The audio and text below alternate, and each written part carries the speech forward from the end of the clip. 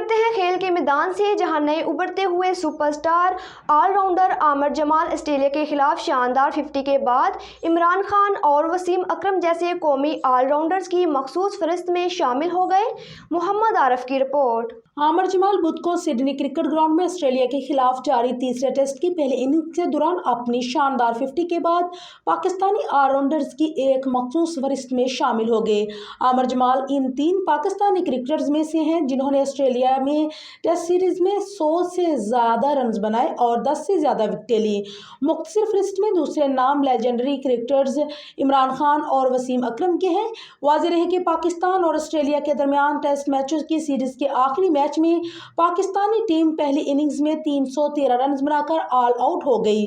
Pakistan team کی جانب سے اننگ اوپن کرنے آنے والے دونوں ہی بلے باز عبداللہ شفیق اور انٹرنیشنل ٹیسٹ کرکٹ میں ڈیبیو کرنے والے سائم ایوب بغیر رن بنائے پویلین لوٹ گئے۔ عبداللہ شفیق 2 گیندیں کھیلنے کے بعد سٹارک کی گیند پر بغیر رن بنائے اسمتھ کے ہاتھوں کیچ آؤٹ ہو گئے، جبکہ صرف 2 ہی گیندیں کھیلنے کے بعد سائم ایوب بھی ہیزل ووڈ کی گیند پر وکٹ کیپر کے ہاتھوں میں کیچ تھما کر پویلین لوٹ گئے۔ شان مسعود 35 اور بابر اعظم 26 رن بنا کر آؤٹ ہو گئے۔ پاکستان کو 5واں نقصان سعود شکیل کی صورت میں ہوا، جو 5 رن کے مہمان ثابت ہوئے۔ 5 وکٹیں جلد گرنے کے بعد محمد رضوان اور سلمان علی آغا نے اپنی ٹیم کا سکور آگے بڑھایا، لیکن 190 کے مجموعے پر رضوان 88 رنز کی اننگ کھیل کر آؤٹ ہو گئے۔ ساجد خان 15 رنز بنا کر آؤٹ ہوئے، جبکہ سلمان علی آغا نے اپنے ٹیسٹ کیریئر کی 6ٹھی نصف سینچری مکمل کی اور وہ 53 رنز بنا کر مچل سٹارک کی گیند پر کیچ آؤٹ ہو گئے، جبکہ حسن علی بغیر کوئی رن بنائے آؤٹ ہوئے۔ 10ویں وکٹ کی شراکت میں عامر جمال اور میر حمزہ نے 86 رنز کی پارٹنرشپ قائم کی اور پاکستان کا سکور 313 رنز تک پہنچایا۔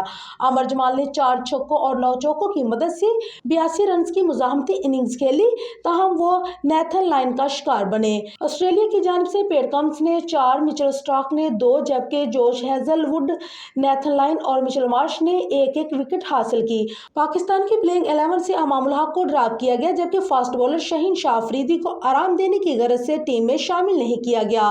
ان دونوں کے متبادل کے طور پر نوجوان کھلاڑیوں سائم ایوب اور ساجد خان کو جگہ ملی ہے۔